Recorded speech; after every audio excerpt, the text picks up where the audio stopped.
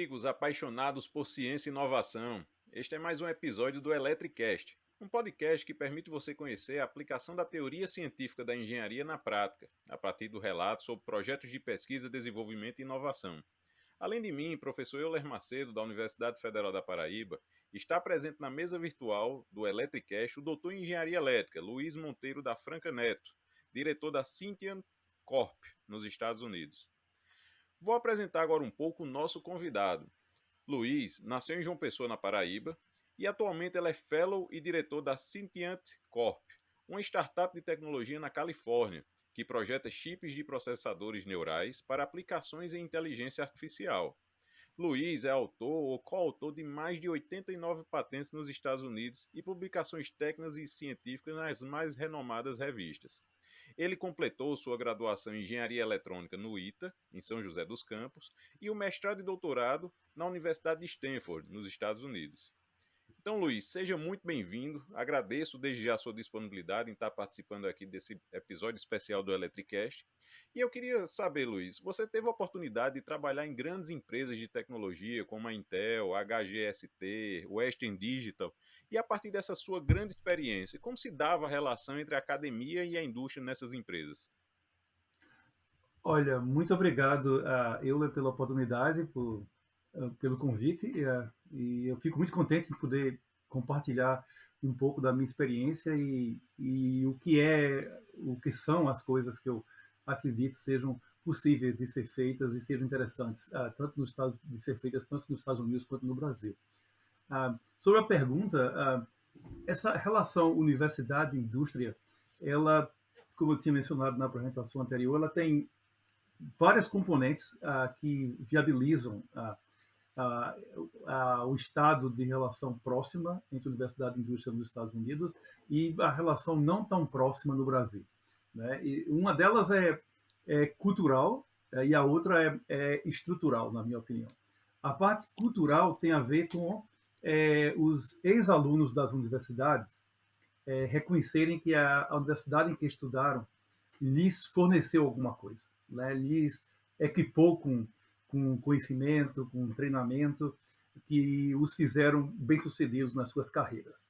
Quando essa sensação, esse sentimento existe também um comportamento de gratidão que acaba fazendo os ex-alunos se organizarem para ajudar a própria universidade onde eles saíram em termos de doações ou serem voluntários dando aulas ou mesmo voltar como professores visitantes. Né? Essa relação de gratidão é muito presente nos Estados Unidos. Eu não vi muito meus colegas europeus terem essa mesma relação. É uma coisa bem americana, na minha opinião. Eu posso estar enganado, mas me parece ser uma coisa bem americana. E é curioso que nos Estados Unidos tudo é pago, né? A universidade privada, a universidade pública, todas são pagas. A única diferença entre ser universidade pública ou ser privada é que a universidade pública recebe parte do seu orçamento de contribuição do contribuinte, pagador de impostos. Mas não necessariamente tem que ser gratuita. Ela simplesmente acaba tendo um preço mais baixo por essa ajuda. E o compromisso, dado que ela recebe aporte de dinheiro de impostos, a contrapartida é que ela eduque a maior quantidade de gente possível. Né? Então, normalmente, as universidades públicas americanas são muito maiores do que as universidades privadas. Então, de qualquer forma, isso culturalmente criou essa relação de gratidão. Né?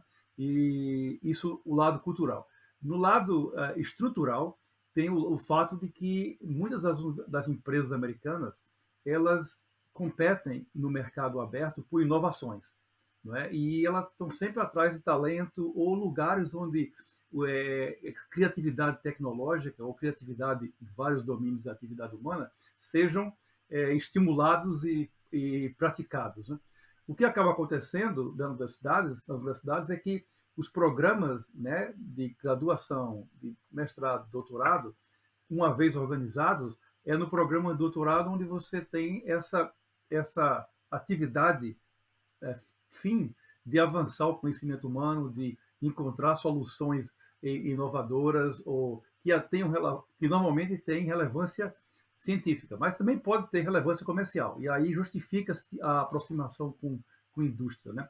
Essas duas coisas faltam um pouco do Brasil, mas, por exemplo, na parte cultural, eu vejo entre os ex-alunos do ITA, em particular, porque a escola é pequena, você morou na escola, então cria uma certa relação de amizade com professores, com organização. Então, há muitos grupos de alunos, ex-alunos do ITA, colaborando financeiramente com programas no ITA. Né? Eu também tenho visto na USP, não na USP de modo geral, que eu não sei, não tenho visibilidade em todos os aspectos da USP, mas especificamente da Escola Politécnica, onde eu fui professor, ex-alunos montaram uma iniciativa chamada Amigos da Poli sendo Politécnica da USP. Né? E eles colaboram com doações também para suportar bolsas ou REC para laboratório, né? E essas coisas do lado cultural acontecem no Brasil, em alguns lugares, onde os ex-alunos têm essa relação de gratidão. A parte estrutural é um pouco mais, não sei se é mais complicada, mas ela tem outros desafios, né? E uma vez que a gente mude o nosso modo de enxergar como programas de doutorado podem ser organizados, essa aproximação vai depender também do contexto de operação das empresas. A sorte nossa, e os Estados Unidos já mostrou ser possível, é que muitas empresas podem nascer desses programas de doutorado. Então, você acaba combinando esses dois fatores. Né? Você tem ex-alunos e professores que têm gratidão pela instituição que os acelerou numa direção científica e também empresarial, e eles então montam empresas, muitas vezes com ideias geradas dentro dessa comunidade, dentro da universidade. E aí a aproximação acaba sendo natural, porque foi dali que eles saíram mesmo. Né? E muitas empresas americanas tiveram origens como essa, como o próprio Silicon Valley atribui muitas das primeiras empresas, viabilidade das primeiras empresas, essa aproximação com Stanford. Né? Hewlett Packard, sendo uma delas, Varian Associates, que é a Varian para Medical Devices, também associado a Stanford, com fundadores sendo ex-alunos de Stanford, e a mesma coisa na Hewlett Packard, HP. Né? Então, é possível, desde que a gente comece a discutir essas coisas e incentivar a parte cultural e a parte também estrutural. Né? O programa de doutorado não ficarem sendo uma coisa só para acadêmicos, de pesquisa pura, mas também conhecimento relevante que pode também ter relevância comercial, né? Científica e comercial. Essa é mais ou menos a minha impressão. Né? As coisas podem ser copiadas dos Estados Unidos. Esse é um exemplo de coisas boas que podem ser copiadas. É excelente. E teve já, assim, eu te digo, Luiz, que já estão começando algumas iniciativas nesse formato, mas ainda muito tímidas. Há uns 2 anos atrás, não, já mais, 3 anos atrás, 2018, saiu um edital aqui do CNPq que era justamente um doutorado acadêmico para inovação, ou seja, as teses de doutorado deveriam estar vinculadas a empresas, a problemas reais de empresas. E isso fez com que houvesse essa aproximação, mas ainda de forma muito tímida, como eu falei, muito poucas bolsas.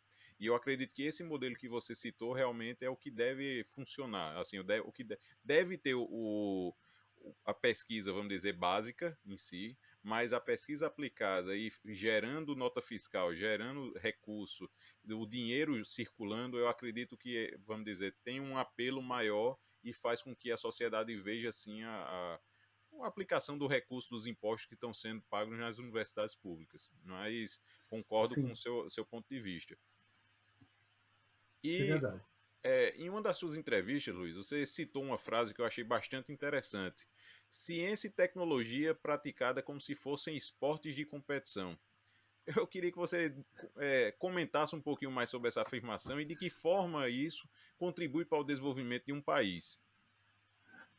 Excelente. Na verdade, essa expressão eu achei. É um sentimento que existe, na verdade, as pessoas dos Estados Unidos, Silicon Valley, outros lugares, né, que fazem pesquisa avançada, reconhecem isso, né, que muito da inspiração dos pesquisadores não é somente de, curiosidade pura. Né? Há uma certa, digamos, busca por notoriedade, né? Quem entendeu primeiro, quem avançou a melhor explicação primeiro, quem observou primeiro. Essas coisas todas geram uma competição normalmente saudável, mas que também pode ter seus momentos infelizes, como tudo na vida. Né? Mas a expressão em si, eu achei pela primeira vez nesse livro que eu adorei. É um livro fininho, não sei se vai dar para vocês lerem, mas a capa deve ter uma versão em português. É escrito por Francis Crick. Ele foi o colega de ele e James Watson foram os que publicaram a estrutura de dupla hélice de DNA, né, e ganharam um prêmio Nobel por isso. E Francis Crick, nesse livro, ele descreve a sua visão pessoal, né, de como opera descobertas científicas. E ele é uma figura impressionante porque ele é físico de treinamento. Ele é um físico que, na verdade, ele começou a observar que muitos dos problemas relevantes na época dele eram em biologia. Estavam em biologia, e especialmente biologia molecular, que ainda era uma coisa meio incipiente, mas ele achava que ali estariam segredos mais fundamentais de como organismos funcionam. Né? E nesse livro ele comenta, né, que ele também descobriu, quando foi para o doutorado, que ciência era praticada como esporte de competição. Isso ele escreve textualmente no livro. Né? E aí eu falei, uau, realmente essa sensação é que todo mundo tem, mas eu nunca tinha visto articulado assim tão claramente. Então a linha original não foi nem minha, foi de Francis Crick, eu simplesmente roubei dele e disse na minha apresentação. Mas é bem verdade, né?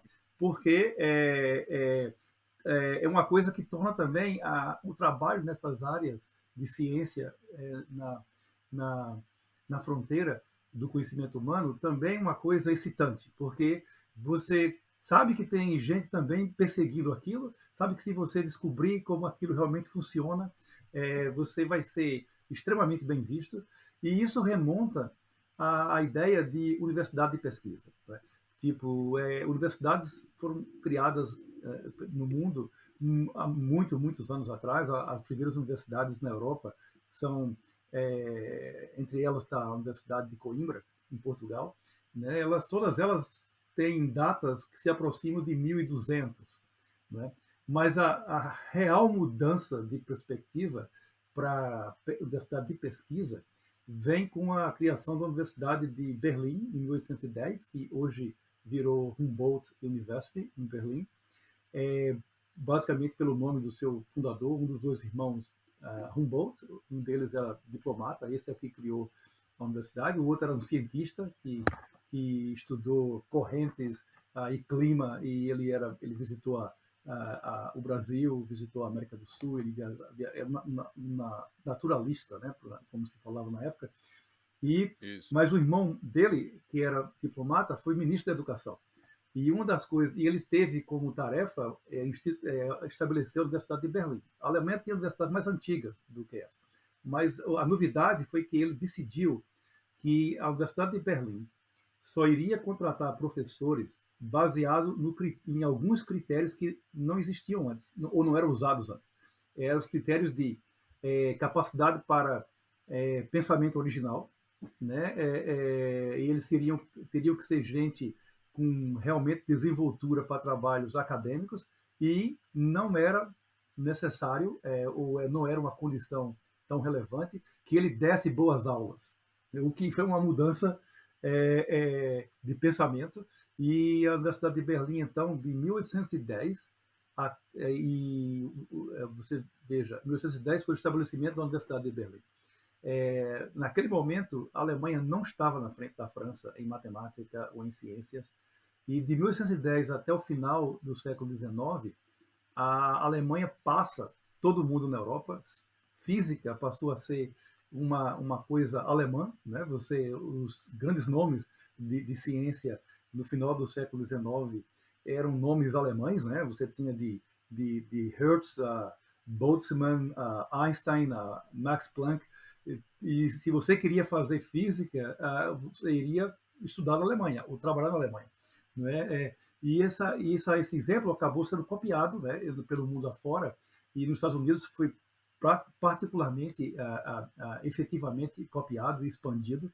E agora me ocorre uma coisa que eu está meio fora de ordem nessa minha fala, mas aquele momento em que eu comentei sobre a gratidão de alunos pela sua universidade como sendo um dos ingredientes que ajudam na aproximação universidade-indústria, talvez tenha uma componente no fato de alunos morarem no campus. Alunos que moram no campus, que vivem no campus durante a graduação, não é? Eles acabam criando uma relação com a universidade que faz eles sentirem realmente que eles são depois o que lhes foi oferecido naqueles anos de formação. Né? Isso é um parêntese.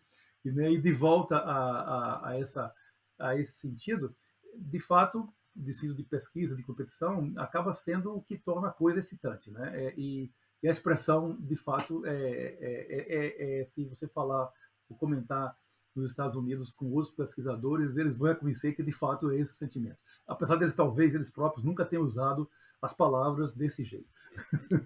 Eu imagino e acho muito interessante essa sua abordagem, assim, essa sua forma de ver, e concordo com você em vários pontos. E realmente essa abordagem que tem que ser dada não diria só uma abordagem, mas a prioridade também à educação é que faz essas mudanças que você citou, né? Mas muito Sim. bacana. E com relação à capacidade de inovação no Brasil, Luiz, em comparação com os Estados Unidos, o que é que você acha que temos de diferencial? Olha, eu sempre achei que talento humano, não e na verdade isso não é só uma crença minha, não hoje é uma constatação reforçada por vários eventos e publicações. Talento humano está associado a nossa primeiro o número de pessoas que nós temos, é uma coisa estatística, né? Então, quanto mais gente você tem num país, mais chances tem de você ter os seus gênios aparecendo, né? Com a relativa frequência, né? Se você tem uma população muito pequena, as coisas, os eventos felizes são mais raros, né? E isso é uma coisa que é mencionado muito claramente num livro que eu também adorei muito, que é Ascensão e Quedas das Grandes Potências, de Paul Kennedy.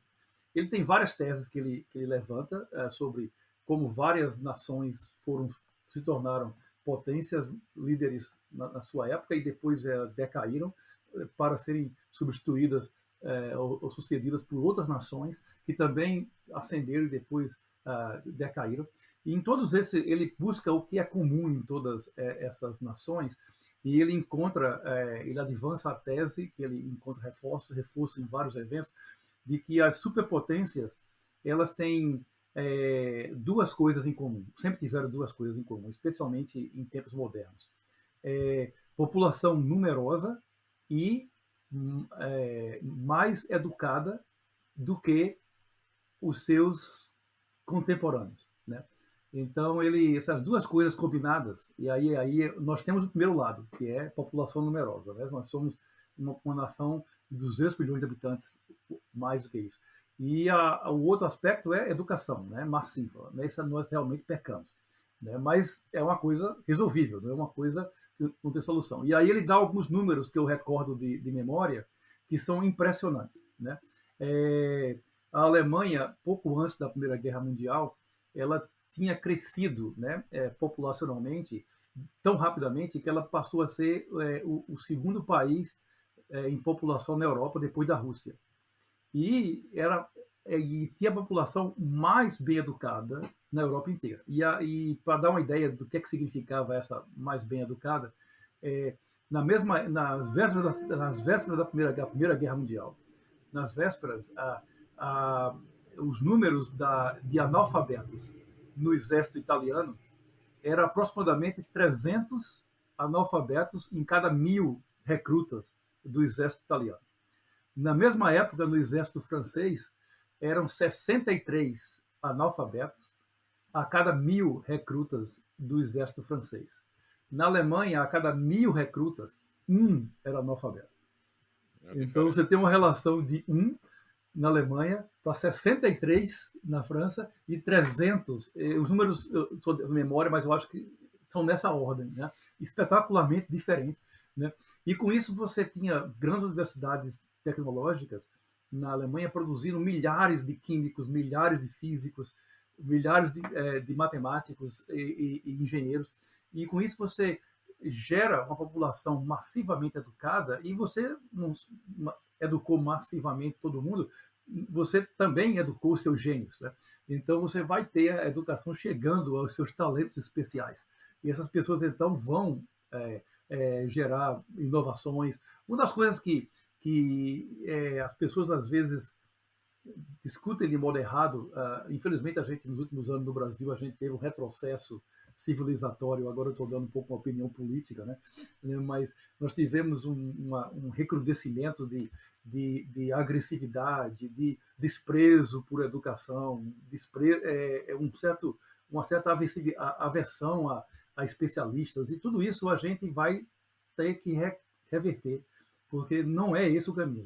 Se continuarmos nesse caminho, nós seremos basicamente um lugar onde estaremos exportando soja ou exportando negócios de religião, entendeu?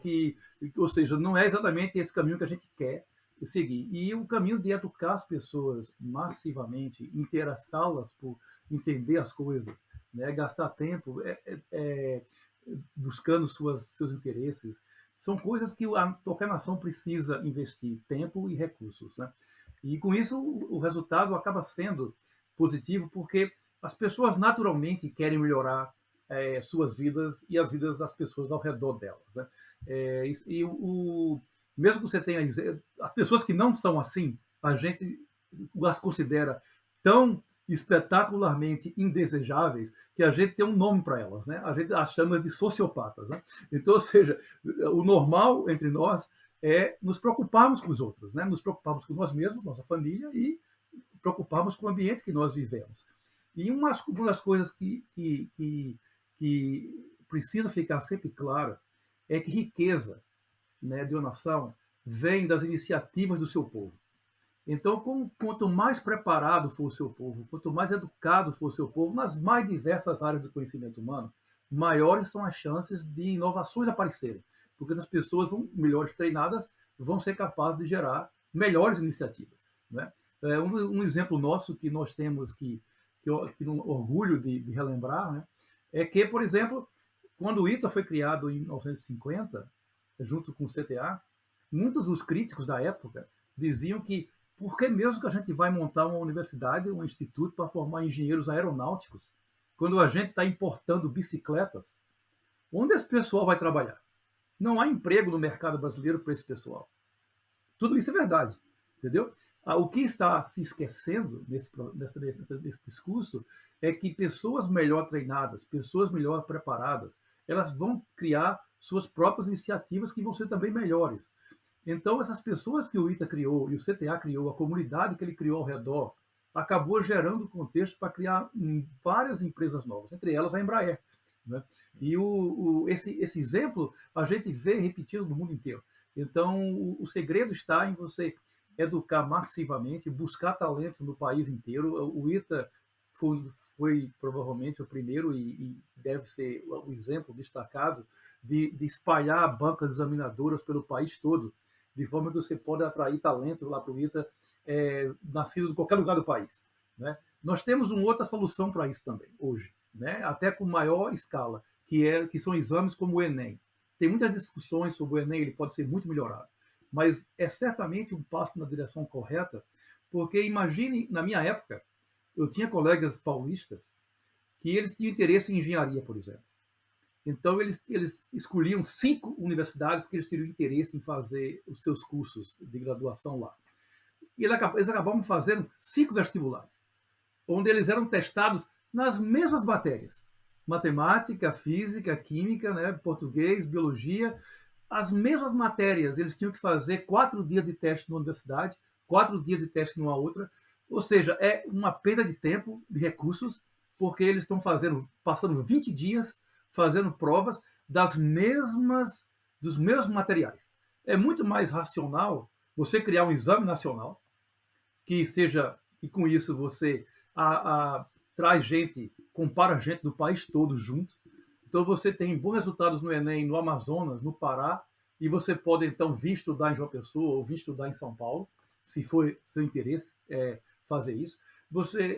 Outra coisa também importante, como a gente conhece em ciências e engenharia, é muito importante você, muitas vezes, repetir a medida para ter uma certa noção de se aquela medida que você fez é um resultado acreditável ou se for um resultado completamente implausível. Né? Você tira várias medidas, tira uma média, você tem uma aproximação maior do que deve ser a verdade. Né?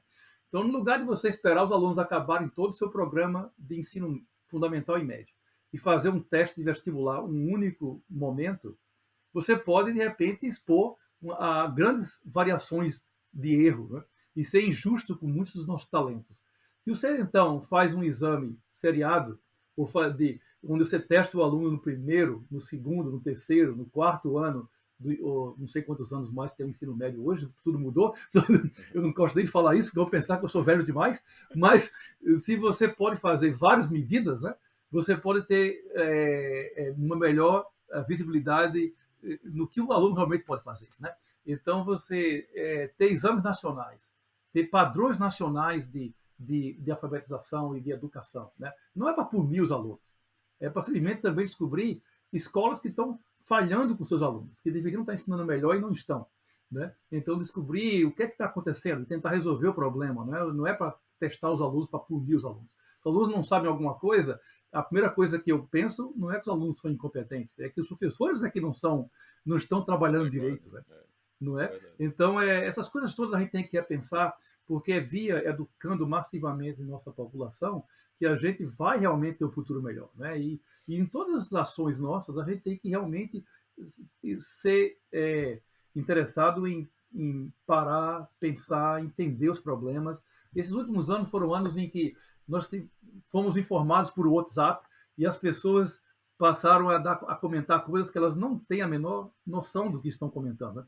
E isso criou um discurso agressivo, um discurso que não ajuda a achar soluções, e você acaba tribalizando a nação quando você não precisa fazer isso, nem é desejável fazer isso. Você, na verdade, tem que entender os vários interesses da nação e tentar acomodá-los. Né? E o governo é para o benefício da nação. Né? Todo mundo paga imposto, os impostos são coletados e eles devem ser usados de forma a melhor beneficiar a nação. Pronto. Falei a parte política minha, né? Junto com isso, eu espero não ter sido ofensivo com ninguém, né? Eu procurei ser o mais imparcial, mas, de fato, nós precisamos revisitar nossas ações, especialmente nos últimos anos, que, para mim, foram um retrocesso civilizatório em várias dimensões. Imagino. Ô, Luiz, e voltando agora um pouquinho, você já deu uma pincelada no início da sua fala, aqui do nosso bate-papo, mas eu quero retomar o ponto da questão da pesquisa aplicada, ou seja, a pesquisa baseada em problemas reais. Naquela pesquisa que não gera apenas uma boa publicação, mas que tenha realmente possibilidade de chegar ao mercado. Qual é a sua visão sobre isso? Muito boa pergunta. Na verdade, a minha visão sobre isso é que essas duas coisas não precisam ser excludentes. Né? Elas não precisam ser ou você faz isso ou faz aquilo. Há áreas em que essas duas coisas são intrinsecamente associadas. Vamos dar um exemplo, por exemplo, né? Só para ilustrar o que eu tenho em mente. Imagine que você é um matemático. Né? Você adora matemática e as pessoas dizem para você que você não tem nenhuma criação relevante para o mundo prático, né? Porque eles acham que você vive fazendo pesquisa pura. Mas, na verdade, não é tão longe de você, né? Você começar a pensar que, olha, eu andei descobrindo aqui alguns algoritmos que tornam muito difícil alguém quebrar senhas das pessoas em bancos, né? Ou eu encontrei um jeito de recomputar ou cifrar mensagens ou segredos de maneira que não só eficientemente computacionalmente, mas também fica muito difícil de ser quebrado. E essas ideias todas que hoje são comercialmente usadas por cartões de crédito, bancos, né? Várias delas nasceram no ambiente acadêmico, né? Como uma das coisas que eu acho impressionante é essa criptografia de chave aberta, né? onde você publica uma chave, de forma que as pessoas querendo falar com você podem usá-la para cifrar o que elas querem mandar para você. E você tem uma chave privada, que uma vez que essa mensagem chega, você consegue abri-la você próprio. E quem não tem essa chave privada não vai conseguir abrir, né? E você pode usar isso também, combinar isso de maneiras que não só servem para essa aplicação que eu mencionei, mas também para validação de acesso e um monte de outras coisas.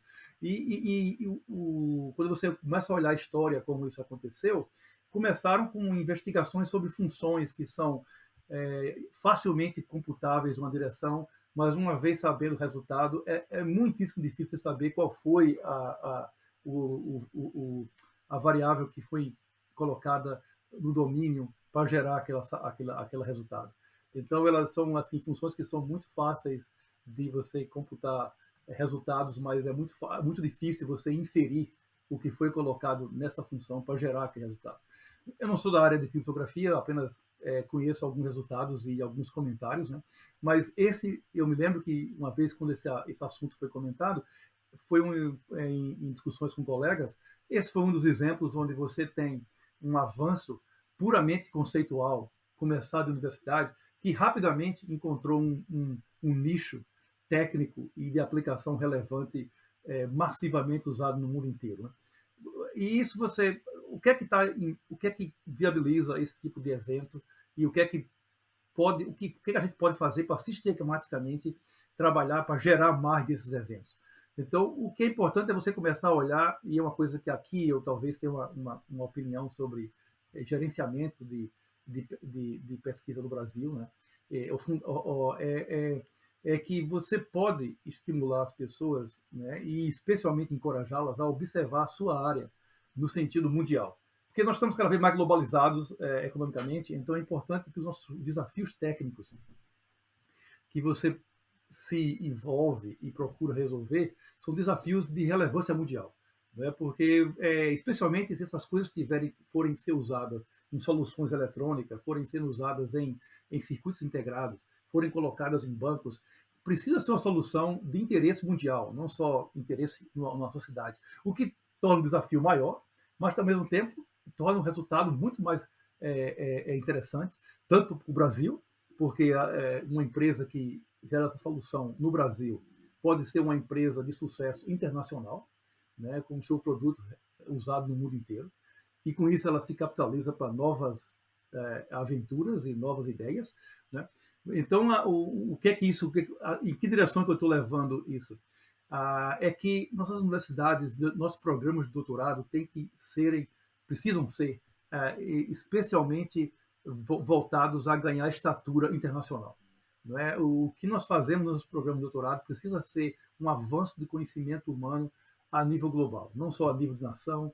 E os produtos que potencialmente são gerados ou poderão ser gerados precisam também ser de relevância internacional. E essas duas coisas não estão desconectadas, especialmente porque, conforme você quer realmente produzir ciência de estatura internacional, é de seu interesse ficar por dentro do que as pessoas estão fazendo no mundo inteiro. Não só em acadêmica e em universidades, mas em empresas no mundo todo. Ao ficar por dentro do que está acontecendo, você tem noção de para onde as pessoas estão se dirigindo. E aí você pode começar a pensar em programar sua pesquisa para resolver um problema que você antecipa vai ser um gargalo na direção que as pessoas estão indo. E você se antecipa para resolver aquele gargalo. Né? E se você fizer isso, você tem mais tempo, porque uma coisa que as pessoas às vezes falam, como é que eu posso na universidade, eu com mais 3 alunos, competir com a Intel ou competir com gigantes de 3 mil, 10 mil, 50 mil, 100 mil empregados? Né? Como é que eu, com o meu grupo de 3, 4 pessoas, posso competir com eles? A diferença é que essas empresas gigantescas, elas têm um monte de coisa para fazer para colocar o seu produto do lado de fora para ser vendido hoje. Você na academia tem mais liberdade, tem menos pessoas, mas você pode ter o benefício do tempo. Que você não vai fazer o que as empresas estão fazendo hoje. Não há muito espaço para você contribuir significativamente aí. O que você precisa fazer é entender o que está acontecendo academicamente e no mundo de inovações tecnológicas, antecipar para onde a coisa está indo, e na verdade é uma aposta que no futuro que você vai ter que fazer pela sua intuição. Ninguém tem a resposta certa onde é que o futuro vai estar, mas você pode, na sua área, antecipar vários desafios que você considera que são prováveis, que vão trazer desafios que precisam ser resolvidos, e você então se antecipa e usa o seu tempo para tentar resolver esse problema, ou vários desses problemas associados. Então, quando essas empresas todas estiverem chegando nesse momento, você já tem a solução. Sim. E aí você pode ser. Aí é como você pode. Se diferenciar, né? Diferenciar. Porque as empresas grandes, elas são grandes, mas elas não são muito móveis, né? Sim. Elas são gigantescas e elas vão numa direção meio que pré-definida, aí com poucas variações. Você é um grupo pequeno, você tem mais flexibilidade, você pode girar e você tem o benefício de você ficar pensando em alguma coisa por muito mais tempo. Essas empresas, você ficar muito tempo pensando, você acaba sendo demitido. Luiz, e até essa última sua fala, essa última parte da sua fala é que já faz um link com uma pergunta que eu tenho na sequência, que é justamente, Certo. você passou vários anos trabalhando em grandes centros de pesquisa, como você falou, a Intel e a Western Digital e várias outras que você trabalhou. Então, o que é que hoje levou você a atuar justamente numa startup, a Cynthia Corp? Foi essa agilidade que você tem na startup e não tem nessas grandes empresas? Conta aí como é que isso aconteceu. Muito boa pergunta. De fato, esse foi um fator na minha decisão, né, de mudar para uma startup. Minha carreira, eu trabalhei em grandes empresas, né, como vocês viram no meu currículo, Intel, HGST, que era o negócio de storage da IBM. Mas eu sempre trabalhei dentro das organizações de desenvolvimento tecnológico, que eram centros de pesquisa ou laboratórios. E essas organizações eram relativamente pequenas comparado com a empresa maior. Da mesma maneira do que a gente está conversando aqui, essas pequenas organizações montadas em cima de doutores em ciências, em material science, em física, engenharia, química, várias áreas do domínio humano relevante para a empresa, e eles também olhavam a empresa maior ao redor, viam para onde os produtos estavam indo, e a gente então tinha que tentar interceptar algum bloqueio na linha de produção da empresa, né? Então a gente tinha os projetos nessas organizações de pesquisa, a gente tinha dois tipos de projetos. A gente chamava de projetos que eram dirigidos a produto, que eram, hoje a gente tem pessoal de produto tendo um problema no campo que eles não conseguem entender. Então eles pediam para o pessoal de pesquisa dar uma olhada e ver se eles conseguiam ajudar. Esses eram o que a gente chamava de incêndios que a gente tinha que apagar, não é? E a gente também tinha outros projetos que a gente reservava 50% do nosso tempo para serem projetos que a gente dizia que era baseado em roadmap, né? Conforme a gente sabia a evolução do produto ao longo das gerações, a gente então procurava focar em problemas antecipáveis e tentar resolvê-los antes. Então é um raciocínio parecido com o que eu estou propondo para universidades no mundo todo, inclusive no Brasil, né? Começar a pensar programa de doutorado com essa missão de antecipar problemas, né? Quando você faz isso, você está num mundo no universo em que as universidades têm um perfil mais adequado, entendeu? Esse que é um tempo mais longo, mas envolvendo raciocínios e entendimento mais profundos de como as coisas evoluem. Então, esse foi o meu ambiente, que na verdade era um ambiente pequeno, comparado com as empresas. Eu trabalhava na Intel com 100 mil empregados na minha época, mas os laboratórios da Intel só tinham 1.000 pessoas, né? Então, assim, era assim, 1% da população da companhia inteira. Depois eu fui para a HGST Research, então nós éramos uma empresa também de 60 mil, eu acho, empregados, mas o HGST Research era somente 150 pessoas, né? Era como uma mini universidade dentro desse ambiente. Mas a gente criava essa responsabilidade de ser útil para a empresa, no sentido de que a gente antecipava problemas e também resolvia problemas imediatos, e com isso a gente agregava valor para a empresa. O que acontece também, a minha decisão final para deixar a HGST e juntar a uma startup, vem desse ambiente que eu comecei a desenvolver. a explicar. O que acaba acontecendo é que o grupo de pesquisa pode ir completamente para áreas exploratórias que pouco relação tem com o que a empresa faz e ser bem sucedido assim mesmo. Por exemplo, a IBM tem muito desse aspecto. Ela faz muita pesquisa e ela vê isso como seu marketing de liderança. E não precisa ter nenhuma relação com os produtos. A Intel, onde eu trabalhei, e a HGST não pensavam assim. Elas só queriam pesquisa que tivesse alguma chance de ser usada pelos produtos. Não precisa ser hoje, mas ser no futuro. Por exemplo, a IBM tinha projetos onde você movia átomos para escrever IBM, né?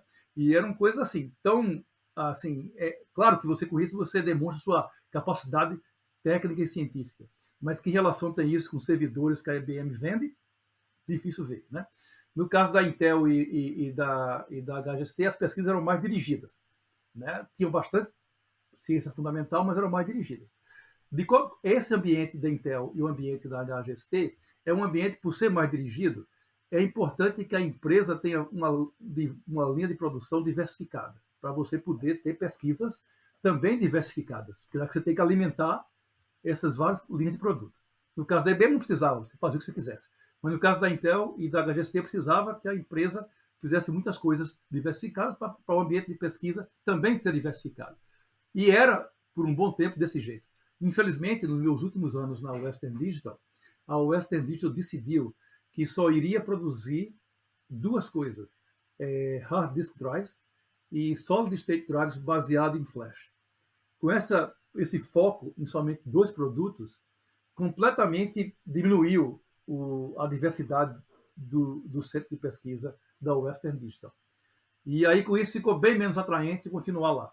Então, eu tinha algumas ideias do que eu gostaria de fazer e começou a se falar muito de Artificial Intelligence e fazer chips para fazer processadores para esse tipo de aplicação. E eu queria voltar a fazer circuito integrado.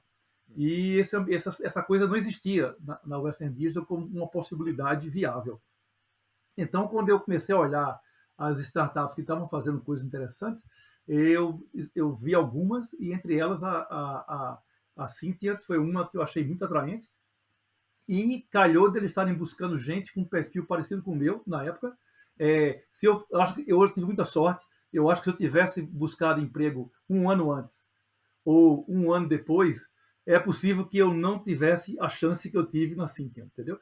Ou seja, muitas vezes o emprego seu, onde você vai, não é uma resolução baseada somente nas suas habilidades. É baseado também no casamento Sim. das suas habilidades com o que a empresa precisa, né? E eu dei sorte, como eu menciono várias vezes, né?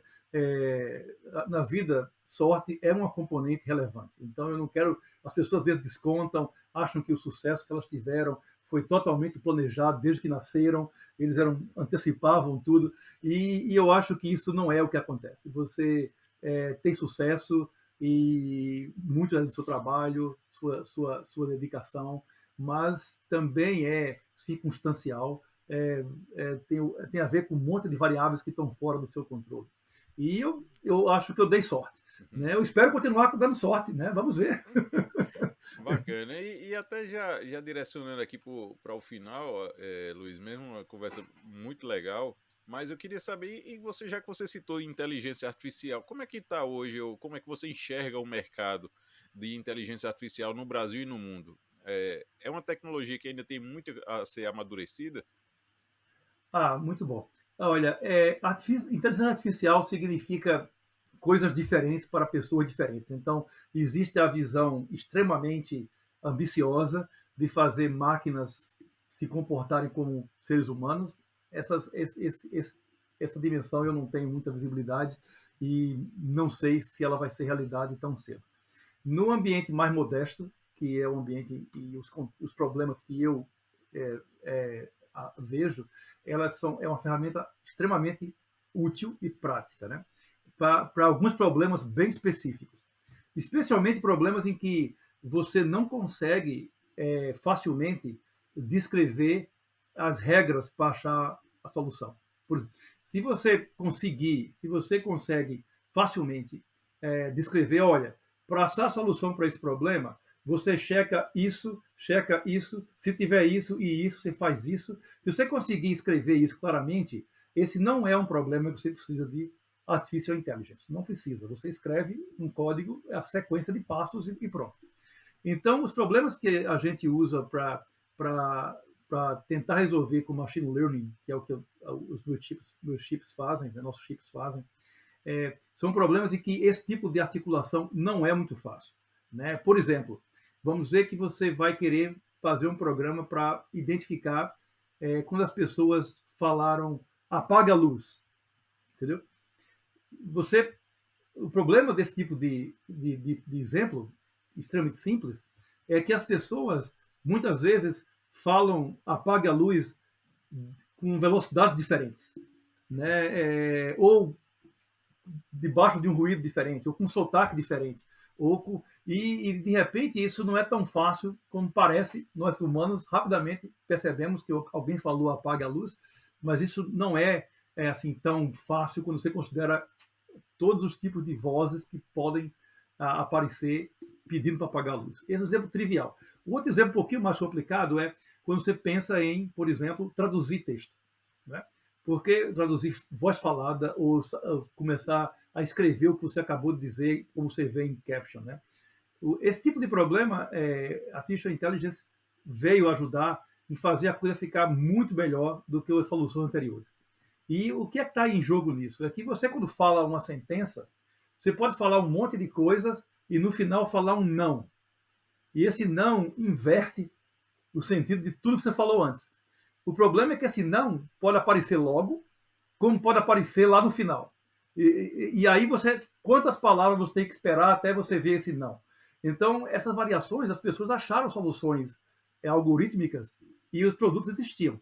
Mas só que esse problema ficou muito mais robustamente resolvido com essas ferramentas novas de Artificial Intelligence, que ficaram agora com capacidade de reconhecer comandos falados e traduzir sentenças melhor do que humanos podem fazer. Então, assim, não é que o problema nunca foi resolvido antes ou nunca foi tentado resolver antes. É que agora a performance com que essas máquinas conseguem traduzir o que você falou é até melhor do que se você tivesse contratado alguém para fazer isso. Né? Então, nesse sentido de você criar essas ferramentas, eu acho que há espaço para várias áreas. Qualquer área que você se encontre em que você ache que é difícil estabelecer uma sequência de passos. Um outro exemplo que as pessoas consideraram interessante. Né? Não sei se vocês lembram, mas havia filmes e livros de ficção científica onde você tinha um robô e o robô tinha algumas poucas regras. Né? Ele deveria defender o seu dono, mas ele deveria defender o seu dono não machucando outros. E se ele tivesse que machucar outro, que fosse com o menor dano possível. E as pessoas acabaram encontrando situações onde essas regras entravam em conflito. Não é? E você não achava que você não tinha como escrever um algoritmo que resolvesse os problemas de maneira satisfatória. Resolvia vários, mas deixava de fora vários que eram perigosos.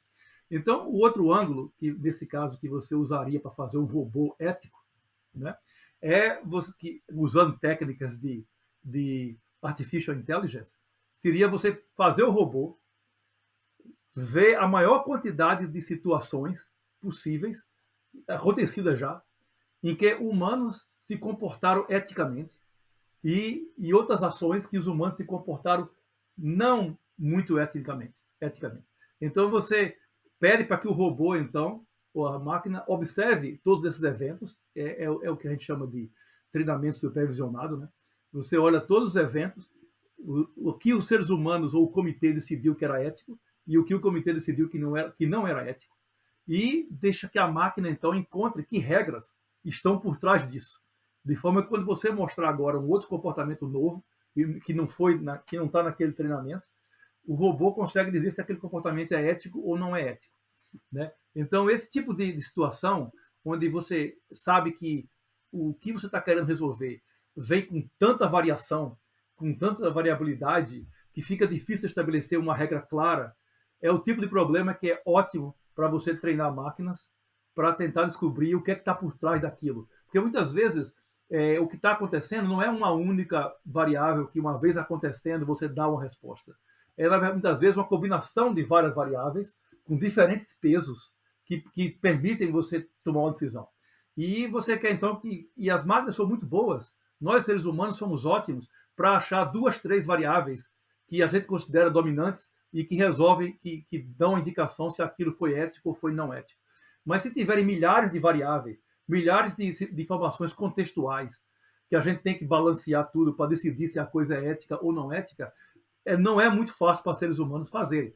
Mas é possível, ou nós esperamos ser possível, que máquinas possam fazer. Né? Então, esse tipo de contexto é o que é perfeito para Artificial Intelligence e é onde elas são vistas como simplesmente um ferramental novo, né? Uma técnica nova para resolver melhor esses problemas que nós já tentávamos resolver antes, mas com resultados não muito bons e resultados em que seres humanos faziam muito melhor. Hoje a gente consegue ver situações onde essas máquinas resolvem o problema de maneira mais precisa do que um humano sendo contratado para fazer. E isso é realmente um avanço que eu acho interessantíssimo. Eu acho que é isso.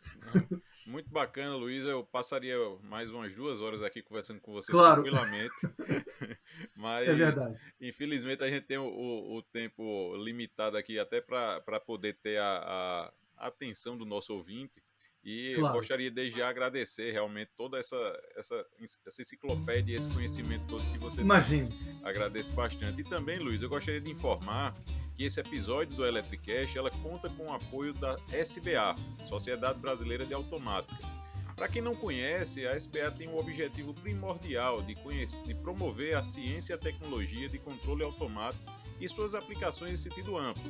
Foi fundada em 1975 para atender à necessidade de intercâmbio entre os especialistas brasileiros, atuantes na área de automação e controle, e entre seus pares internacionais, representadas pela International Federation of Automatic Control, o IFAC. Visite o site www.sba.org.br e conheça um pouco mais sobre as áreas de atuação. Então, Luiz, muito obrigado mais uma vez, e eu gostaria de saber onde é que o pessoal, caso queira conversar mais e ter mais informações com você, como é que eles podem te contactar? Olha, eu tenho um perfil público em LinkedIn. Se vocês fizerem uma busca do meu nome, Luiz Monteiro da Franca Neto, não, Luiz M. Franca Neto, ou Luiz Franca Neto, vocês acham meu perfil e há uma possibilidade de conectar comigo ou mandar mensagem para mim. Então, esse é o caminho provavelmente mais fácil. E também lá eu escrevi algumas coisas do que eu fiz, né, na minha carreira. Então, o que pode também ser útil para gerar mais conversas, né? E aí está a dica, né? Via meu perfil em LinkedIn. Perfeito. Eu vou colocar até embaixo também da descrição do nosso episódio o link para o seu LinkedIn. Então fica mais fácil ainda, tá bom? Então, Perfeito. Pessoal, eu espero que vocês tenham gostado desse episódio tanto quanto eu. Não deixem de enviar seus comentários, feedbacks pelas nossas redes sociais, site, fanpage no Facebook, Instagram, tudo @Electricast. E também podem me adicionar no LinkedIn. É só procurar Euler Macedo, ok? Se você, ouvinte, estiver curtindo esse episódio pelo Spotify, não esqueça de clicar lá no botão seguir. E se estiver ouvindo pelo iTunes, deixe suas 5 estrelinhas e comentários que eu vou ler tudo. Um grande abraço e até a próxima!